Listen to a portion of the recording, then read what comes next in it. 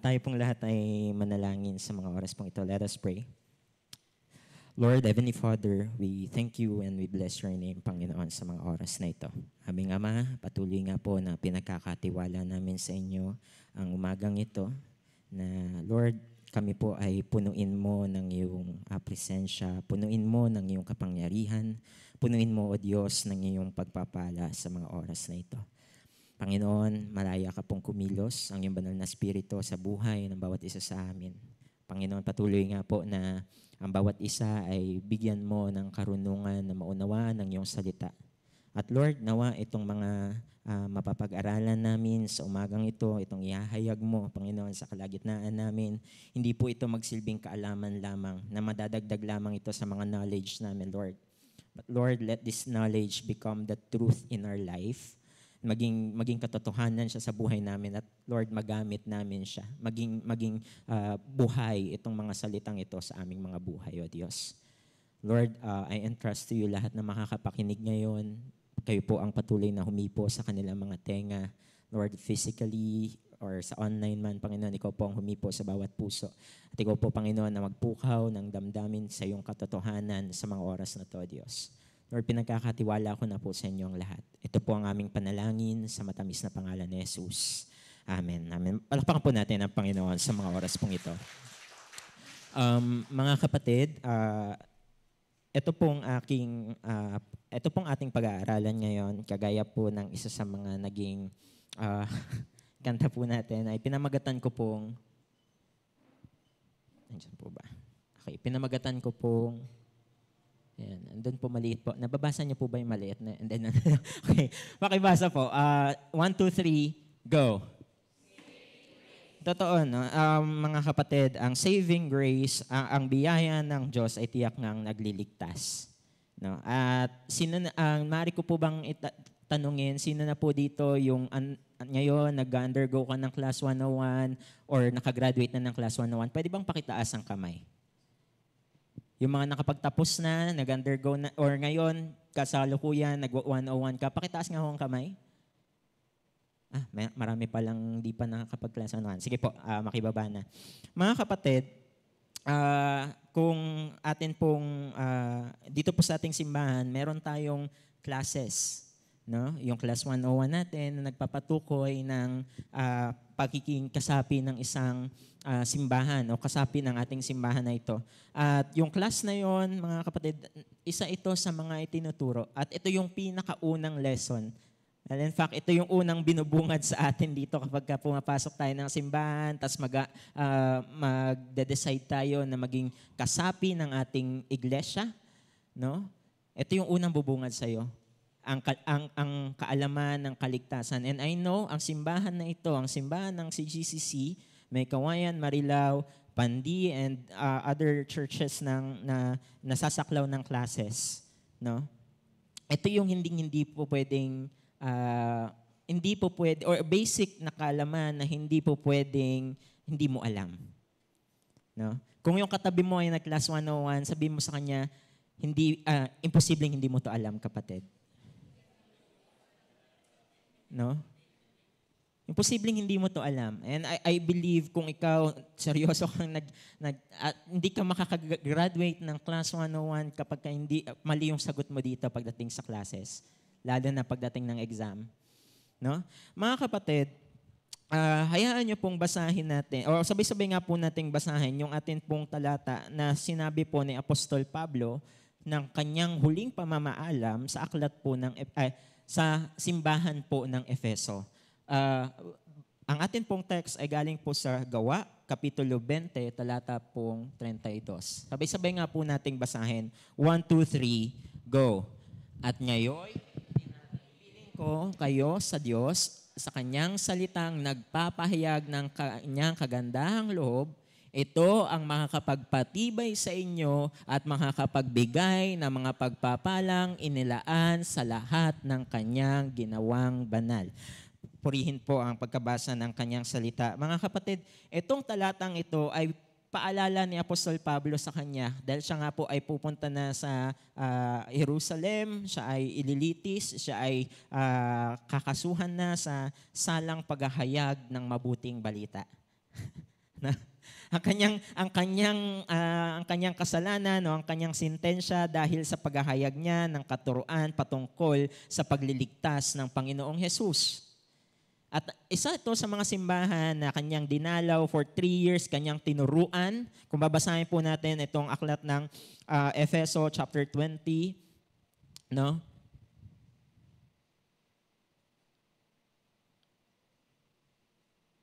Yan.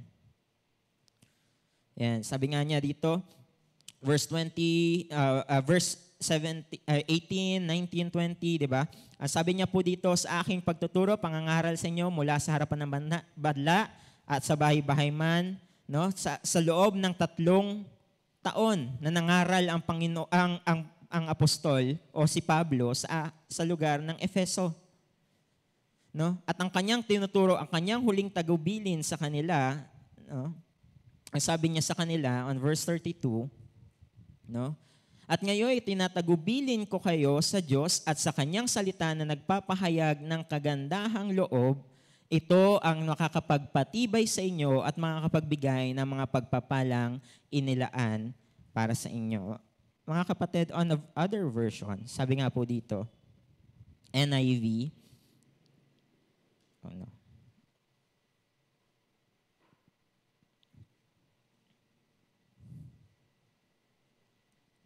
Sabi niyo, now I commit you to God and to the word of His grace, which can build you up and can give you an inheritance among all those who are sanctified. No? Mga kapatid, itong katuruan na to, napaka-basic. Sabihin na po natin basic. Pero alam niyo, kung ma-master natin o mauunawaan natin ito o mangunguya natin ito ng mabuti, it could build us up and give us an inheritance among all of those who are sanctified. No? Itong katuruan ng biyaya ng Panginoon o kagandahang loob ng Panginoon, ito yung katuruan na kung saan magbibigay sa atin ng tibay, magbibigay sa atin ng lakas sa aninmang pinagagawa sa atin ng Panginoon. No? At mga kapatid, ang isa pa po sa verse na atin pong aaralin o na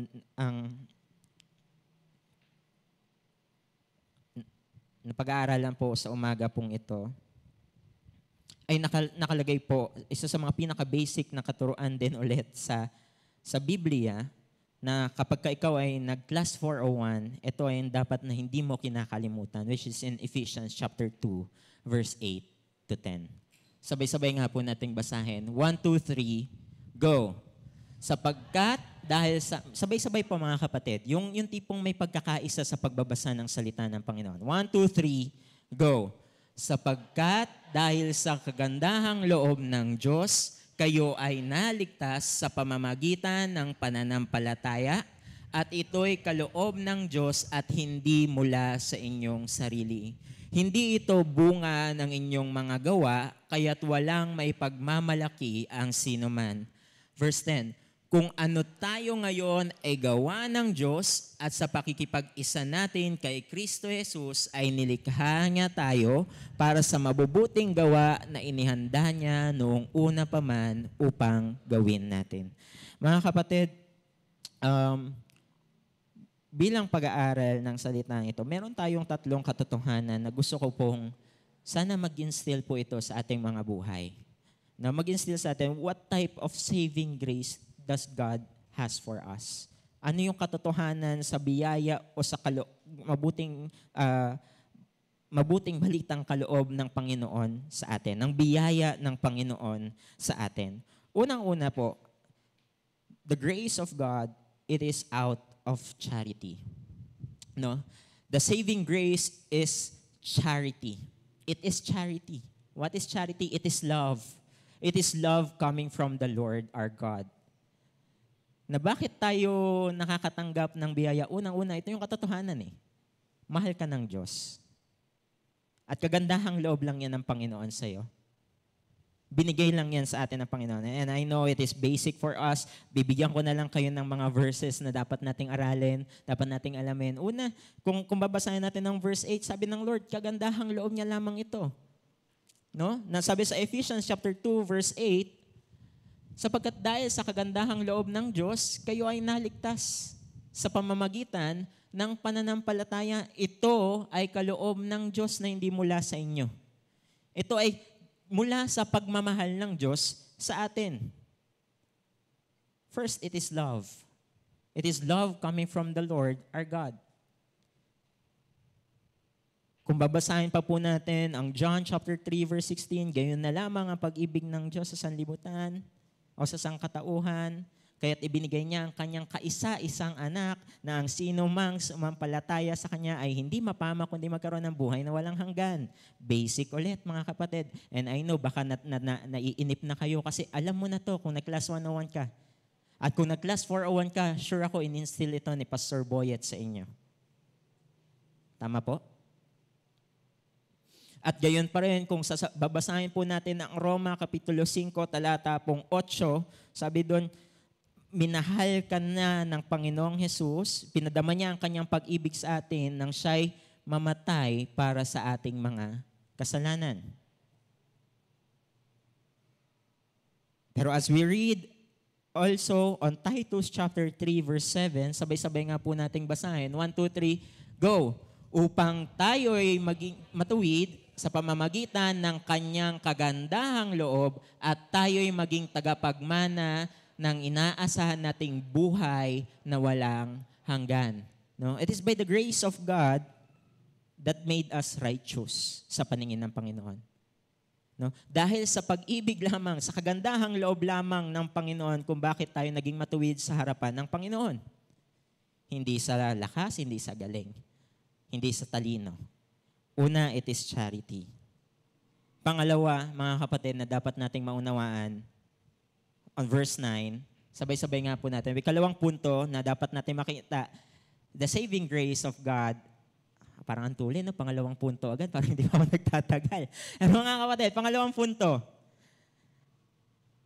Pakibasa nga po. No? Una, it is out of love. And the saving grace of God, pangalawa, it is free. Kung babasahin po natin ang verse 9, sabay-sabay nga po natin basahin ang verse 9 ng Ephesians chapter 2, verse 9. 1, 2, 3, go! Hindi ito bunga ng inyong mga gawa, kaya't walang maipagmamalaki ang sinuman. No?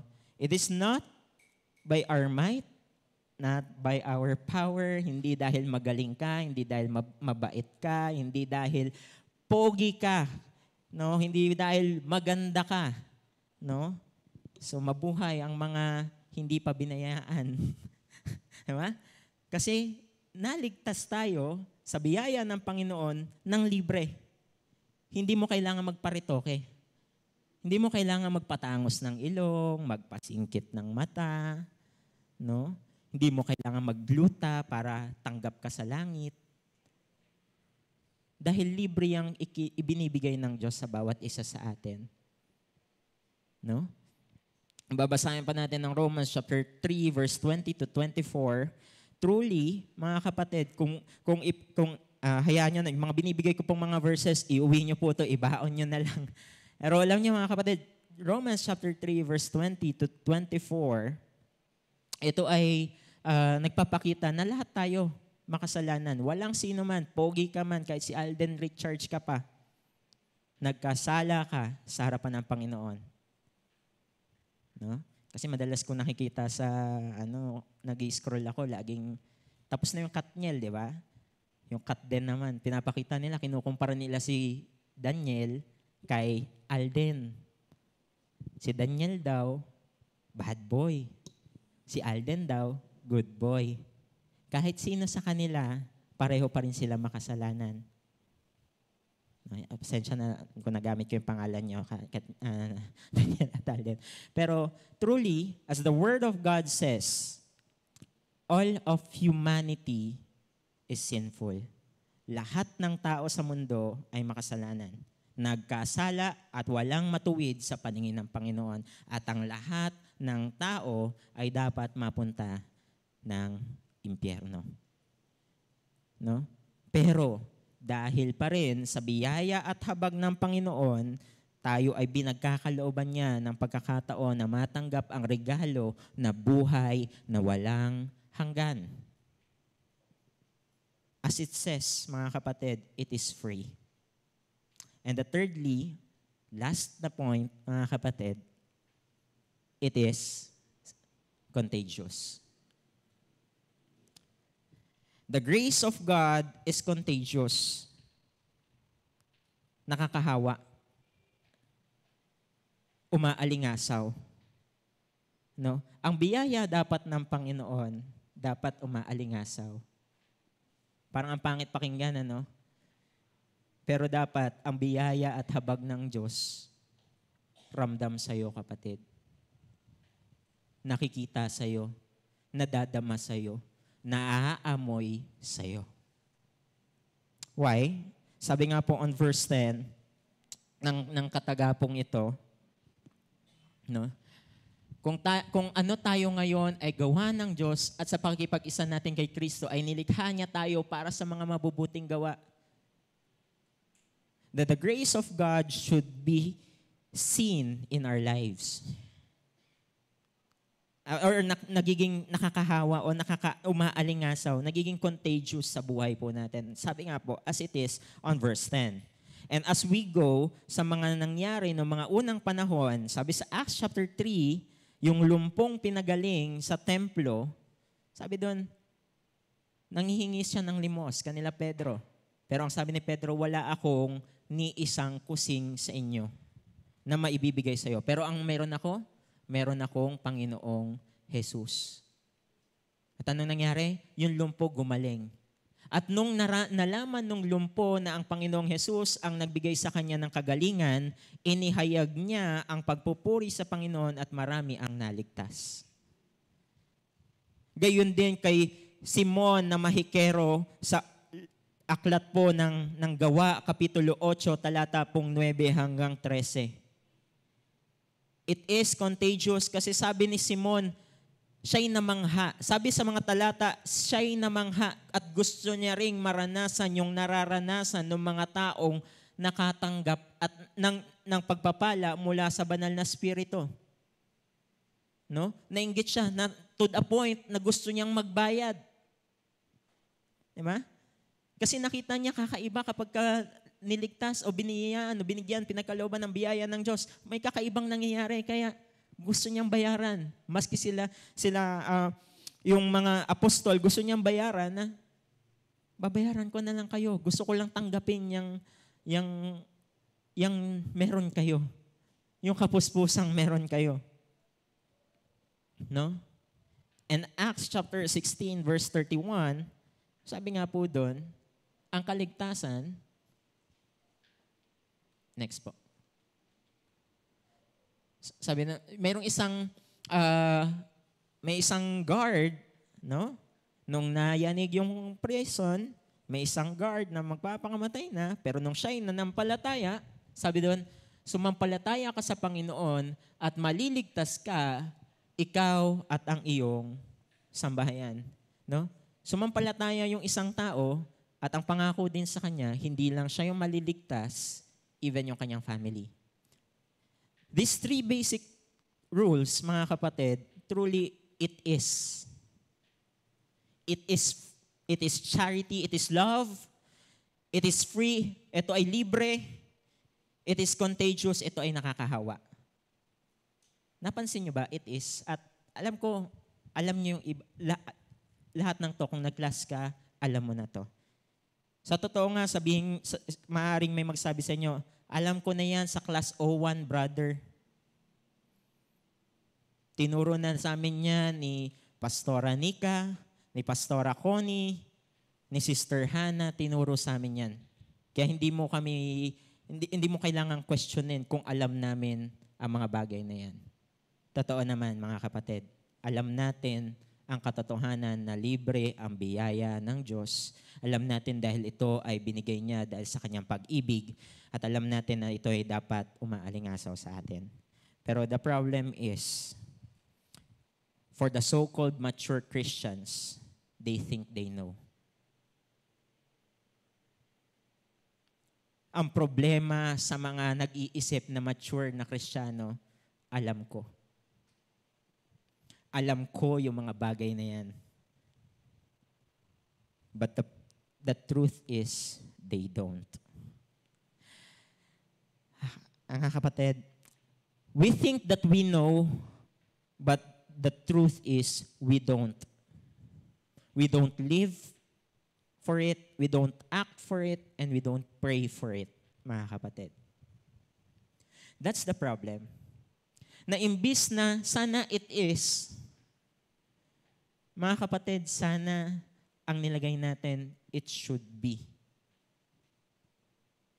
Ako pala dapat may kasalanan, no? Dapat umpisa pa lang nilagay ko ng it should be. Kaya ako binilisan eh. Kasi baka merong iba naiinip na eh. Pero totoo eh. Napansin mo ba, kapatid? Nasimula nung nag-classes tayo, simula nung, hindi ko po sinasabing mali ang classes, dapat umattend ka ng classes kasi mahalagang may alam ka. Mahalagang alam mo yung basic na pananampalatayang meron tayo. Hindi sayang yan, kapatid. Pero ang sayang is we don't live. Hindi natin ginagawa. Hindi natin pinapamuhay. Hindi nakikita sa atin. We don't live na it should be free, it should be charity. Alam nyo, maraming mga maling katuruan ngayon na hindi sasapat ang pag-ibig ng Diyos para mapunta sa kalangitan. Pero ang katotohanan, it should be out of love. Ito ay dahil sa pag-ibig ng Diyos sa bawat isa sa atin.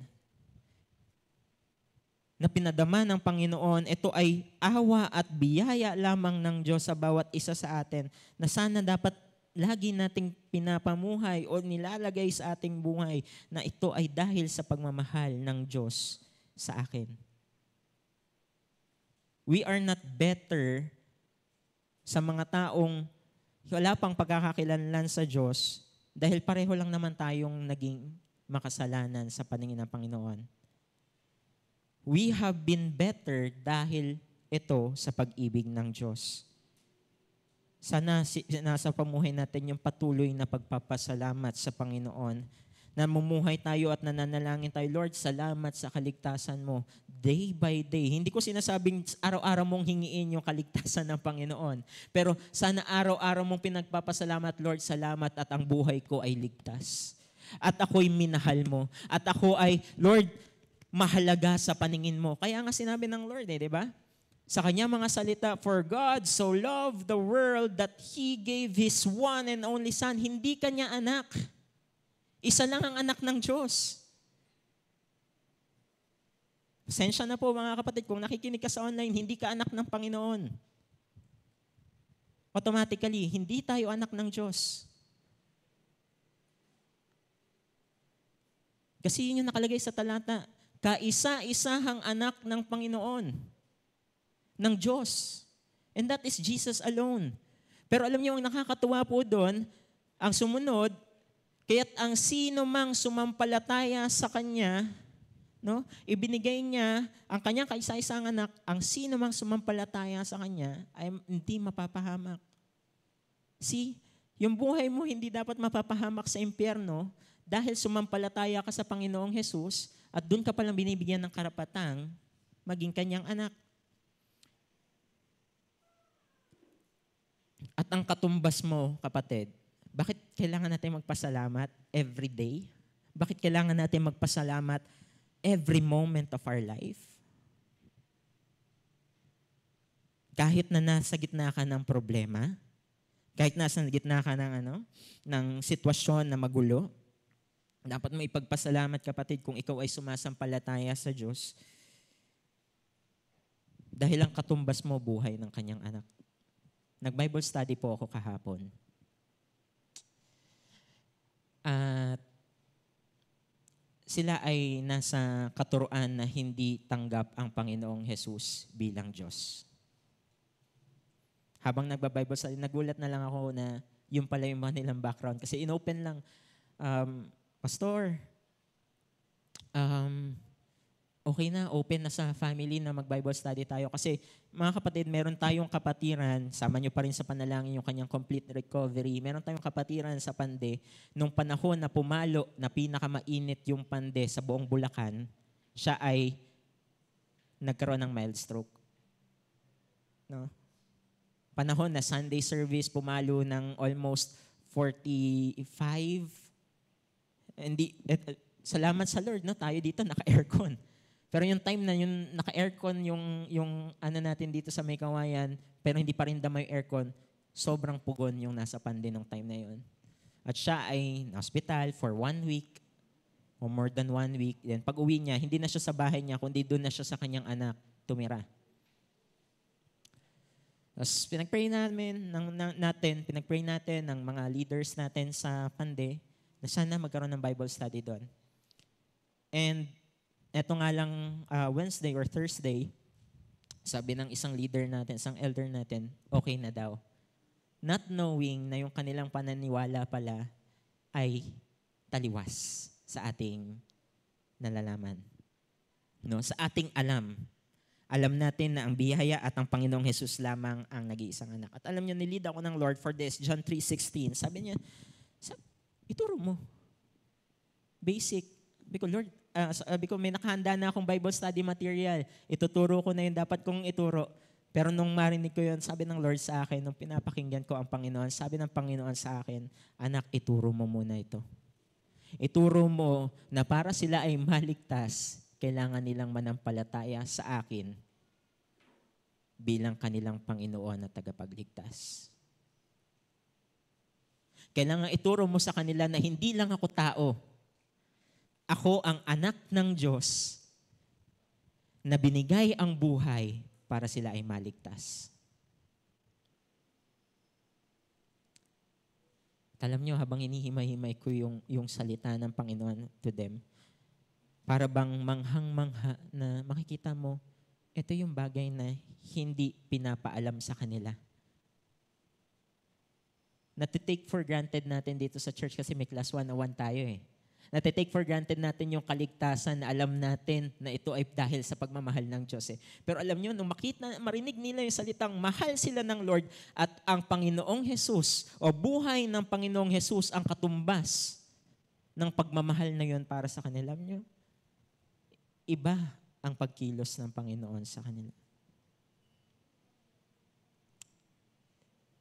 Na sana mga kapatid, kung nagka-class 101 ka, sana damhin mo yung mensahe ng Panginoon na ito ay dahil sa pag-ibig niya.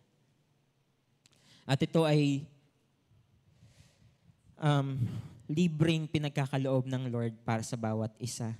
Hindi nila kailangan ito paghirapan. At maraming katuruan ngayon, kailangan mong gawin ito, kailangan mong magpakabait, kailangan mong umanib sa ganitong simbahan para ikaw ay maligtas. No. Ito natitake for granted natin kasi ligtas tayo eh. Pero kung aalamin po natin, wala pa po sa 10%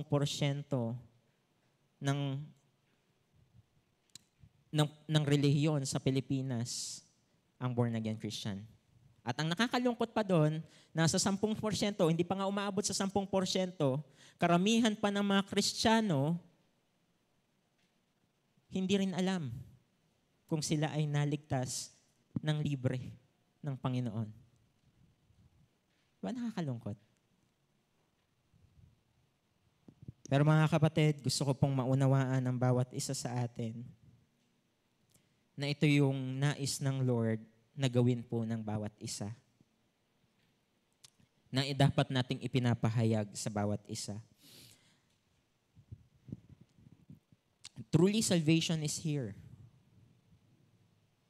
And He lives in me. Kaya yun yung kinanta natin. Truly, salvation is here. And He lives in me. Kung buhay ang kaligtasan sa atin, ba't hindi natin ito maipamuhay? Ba't hindi natin ito maipahayag sa iba? Ang nakakalungkot, maraming Kristiyano, hindi po masamang mag-ministry Para sa mga nagka-class 301, sana amin nyo na, maganda talaga ang ministry, masarap tumugtog sa harapan, masarap sumayaw sa harapan, masarap mag-welcome ng mga tao na papasok sa simbahan. No?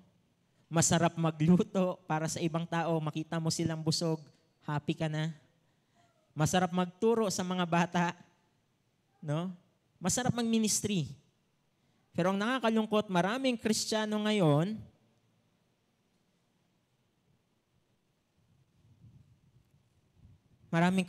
sorry to say, ang ginagawa sa simbahan ay magpapansin. No? Hindi talagang kapansin-pansin. When I say na that the grace of God should be contagious, no? Sana kapansin-pansin yung biyaya ng Diyos sa buhay mo. No? Sana nagiging kapansin-pansin. Hindi mo kailangan maging papansin, ang kailangan mo maging kapansin-pansin. And it is the harsh truth. Mga kapatid, dati akala ko ang pagtugtog, yun ay mapapansin ako ni crush. Sinubukan ko rin na mag-preach para masabi na I'm above the rest. But truly, this ministry is just a mask na gusto ko lang mapansin ako ng mga tao. Pero the truth is, sana habang tayo ay nag-ministry o naglilingkuran sa Panginoon, sana we are contagious enough to see o to show yung glory ng biyaya ng Panginoon sa buhay po natin. We are doing this, no? Sabi nga po sabi sa verse 10, inihanda tayo ng Diyos sa mga gawaing mabuti, maganda ang pagmiministry, maganda ang paglilingkuran, pero it is only the result of grace of God for you. Naglilingkuran ka dahil resulta yan ng biyaya ng Diyos sa'yo. Nag-usher ka dahil alam mo, minahal ka ng Lord and gusto mong mag-radiate yung pagmamahal ng Diyos na yon sa iba.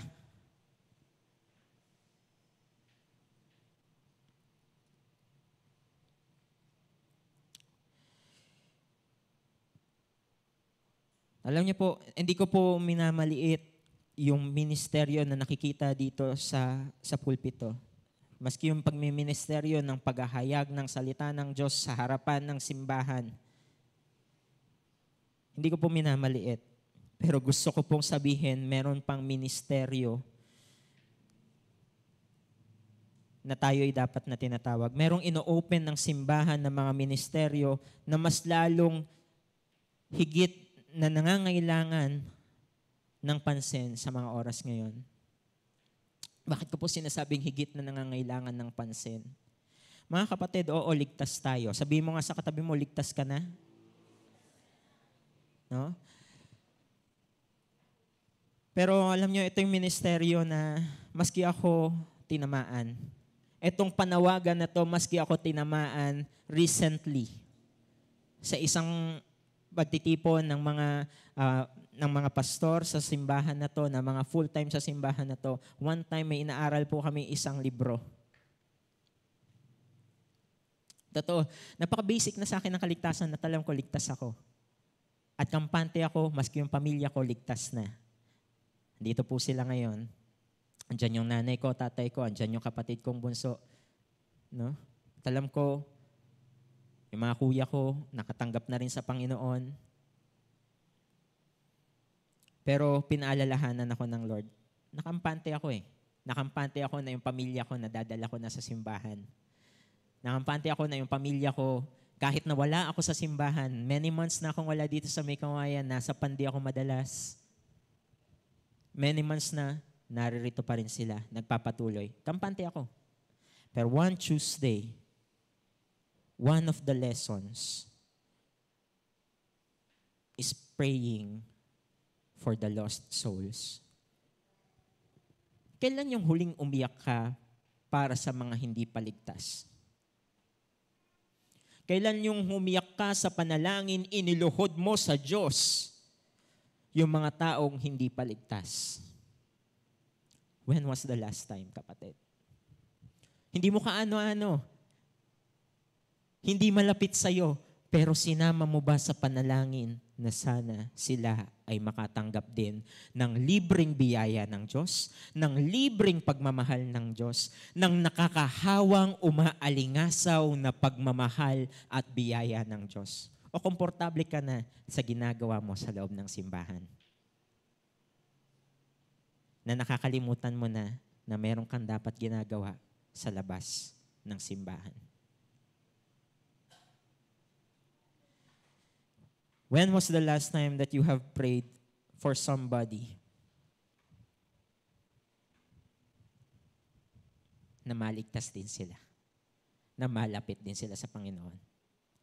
Alam niyo po mga kapatid, there are ministries that in need of people na maging kaisa sa ministeryo na to. Unang-una mga kapatid, this church offers an evangelism ministry. Kaya po tayo nagka-class, sana ma-excite po kayo, kaya tayo nagka-class 401, we need an evangelism team. And we should be in fact inside that team. Walang pastor-pastor, walang pastor-pastora sa pag-evangelize. Lahat. Natutuwa po ako sa simbahan po natin, kompleto tayo sa training eh. At isa sa requirement natin para maging opisyal na worker ka ng simbahan na to is for you to graduate sa Class 401. Walang worker ng simbahan ng Chosen Generation Bulacan. Hindi ka pwedeng i-considerang worker ng official worker ng Chosen Generation Bulacan kung hindi mo alam ang bagay na to. To share the good news of God, to evangelize people, to share the grace of God for the people who are lost. Mga kapatid, evangelism ministry, it is the need of our church. Kung nakikita mo, nasa 301 ka, nagpapasya ka na tumugtog, kumanta, umawit, sumayaw, mag-preach. Kung gusto mo mag-preach, go. Ministry din to. No? Mag-teach ng mga bata, go. It is a ministry. Pero sana ipinagpipray mo na rin yung Class 401 na Lord, sana matutunan ko mag-evangelize. And we have also a ministry of evangelism through Bible studies. No? Natutuwa po ako sa tawag ko dito, sa Bible study po natin sa Parada. No, shout out sa iyo kapatid. Malaman po natin yung mga Bible study na ongoing po ngayon. Nakakatuwa, nakakamangha.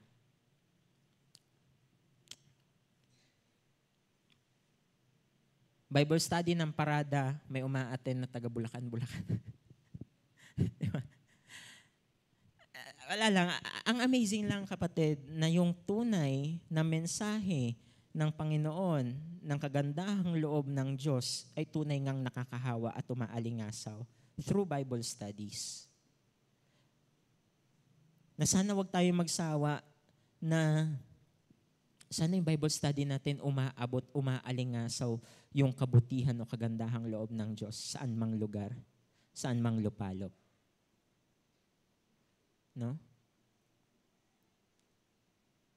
I do believe, paano nagkaroon ng gawain sa Pande, I do believe nagsimula po yon sa Bible study sa Pantok.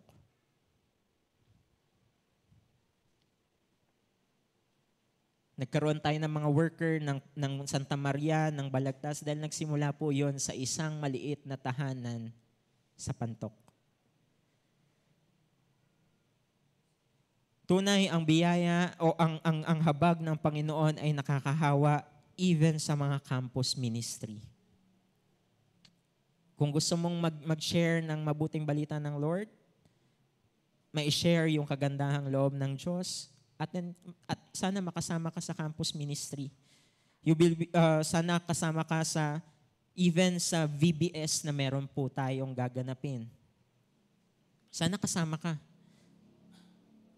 Sana kasama ka sa retreat. Isa ka sa naghahayag ng kabutihan ng Lord. And this ministry, next year, by the way, mga kapatid, next year, we will also have our camp. Kung may naaalala ka na kabataan na wala pang pagkakakilanlan sa Lord, sana isa ka sa maging taga-suporta ng kampo natin. Suportahan mo sa pamamagitan ng pag-share sa isang kabataan na umattend siya sa camp na to.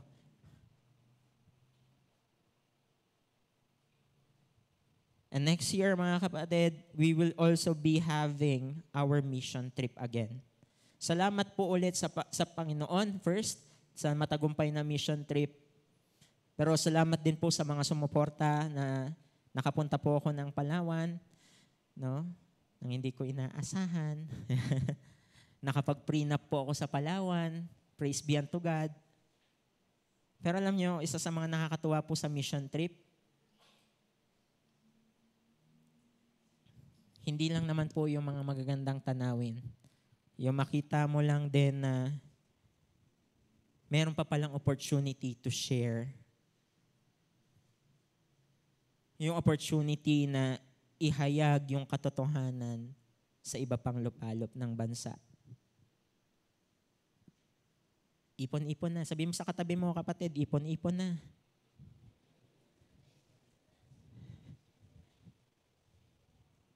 Ang tanong ko, kapatid, sa biyayang tinanggap sa'yo ng Lord, sa biyayang libre na pagmamahal na binigay ng Panginoon sa bawat isa sa atin, sa paanong paraan ka nakakahawa? Sa paanong paraan mo na ipapahalimuyak ang biyayang itong tinanggap mo sa Diyos?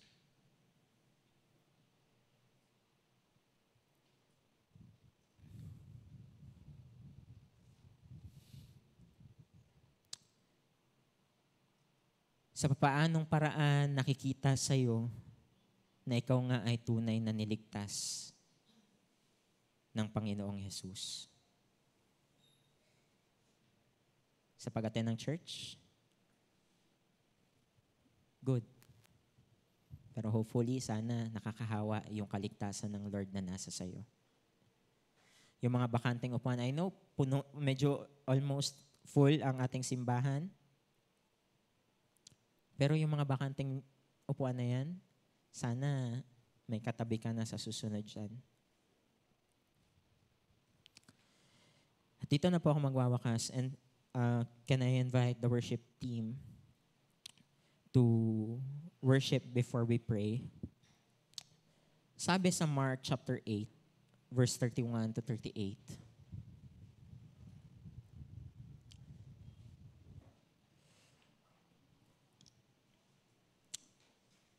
Basahin po natin ng sabay-sabay. 1, 2, 3, go. Mula noon, itinuro ni Jesus sa mga alagad ang mga mangyayari sa Kanya. Sinabi niya, ang anak ng tao ay kailangang magdanas ng matinding hirap. Siya ay itatakwil ng mga pinuno ng bayan, ng mga punong pari, at ng mga tagapagturo ng kautusan. Siya ay ipapapatay, ngunit muling mabubuhay sa ikatlong araw. Malinaw na sinabi niya ito sa kanila at dahil dito ay dinala siya ni Pedro sa isang tabi at pinagsabihan. Ngunit tumalikod si Jesus, tumingin sa mga alagad at sinabi kay Pedro, umalis ka sa harap ko, Satanas. Ang iniisip mo ay hindi galing sa Diyos kundi sa tao. Pinalapit ni Jesus ang mga tao at ang kanyang mga alagad at sinabi sa kanila, ang sino mang nagnanais sumunod sa akin ay dapat itakwil ang kanyang sarili, pasanin ang kanyang krus at sumunod sa akin. Ang sino mang nagnanais na maligtas ng kanyang buhay ay mawawalan nito, ngunit ang mawala ng kanyang buhay alang-alang sa akin at sa magandang balita ay magkakamit nito. Sapagkat ano ba ang mapapala ng isang tao, makamtan man niya ang buong daigdig, ngunit mapapahamak naman ang kanyang sarili. Ano ba ang maibabayad ng isang tao para mabawi niya ang kanyang buhay? kapag ikinahiya ninyo ako at ang aking mga salita sa harap ng mga taksil at makasalanang mga tao sa panahong ito, ikahihiya rin kayo ng anak ng tao pagparito niya na taglay ang dakilang kapangyarihan ng kanyang ama at kasama ng mga banal na anghel. Mga kapatid, totoo, masyado tayong kampante na nasa loob tayo ng simbahan. Masyado na tayong kampante na tayo'y ligtas na at binigyan na ng biyaya ng Panginoon. Na to the point nga, even si Peter, sabi niya, hindi mangyayari yan, Lord. Wag mo nang i-share yung purpose mo that you will die for us. No? Wag mo na i-share yung purpose mo na you will sacrifice your life for us. Wag na. Ano sabi ng Lord sa kanya? Lumayas ka, Satanas. Hindi yan yung pinapagawa ko. Hindi yan ang nagagawa ng Diyos sa akin. Ang pinagagawa sa akin ng Lord, ang pinagagawa ng Diyos Ama sa akin is to share the good news of salvation. To share the grace of God to others.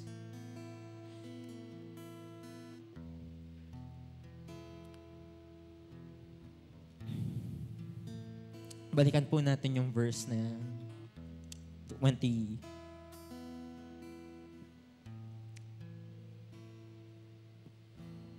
Mark chapter 8, verse 37.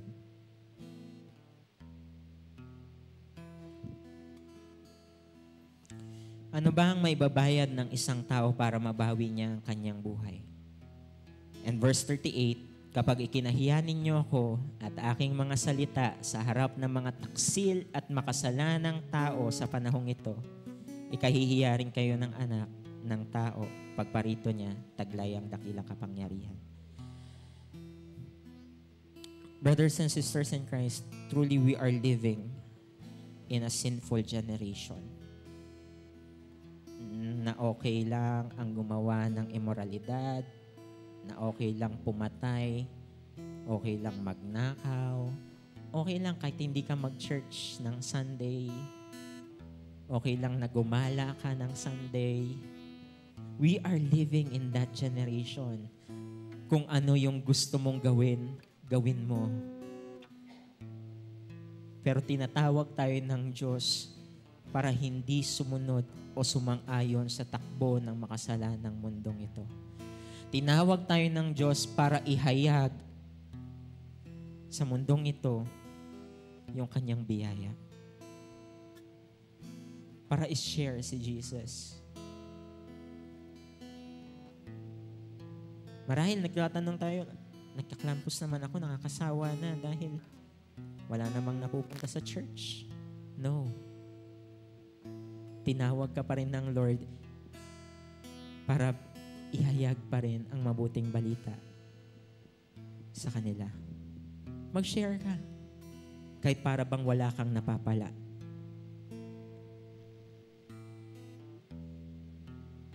I-share mo ang gospel kahit na para bang ikaw ay pinapahiya. I-share mo ang good news kahit na para bang akala mo matigas na ang puso ng kausap mo. Kasi tinawag ka ng Lord to share for the lost. To share the gospel for the lost souls. At kung ikakaya mo si Lord, ewan ko na lang sabi ng salita ng Panginoon. Kung ikinakahiya mo yung kaligtasang daladala mo, ewan ko na lang kung ano sinasabi ni Lord para sa'yo. He's saying, kung ikinahihiya mo, kung kampante ka na sa loob ng simbahan na nakaupo, nakikinig ng salita ng Panginoon, kahit na para bang minsan, alam mo na yung tinuturo. Mga kapatid, tinawag ka ng Diyos hindi lang para dyan. Hindi para ang pag-ibig ng Lord ay para sa painitin yung mga upuan.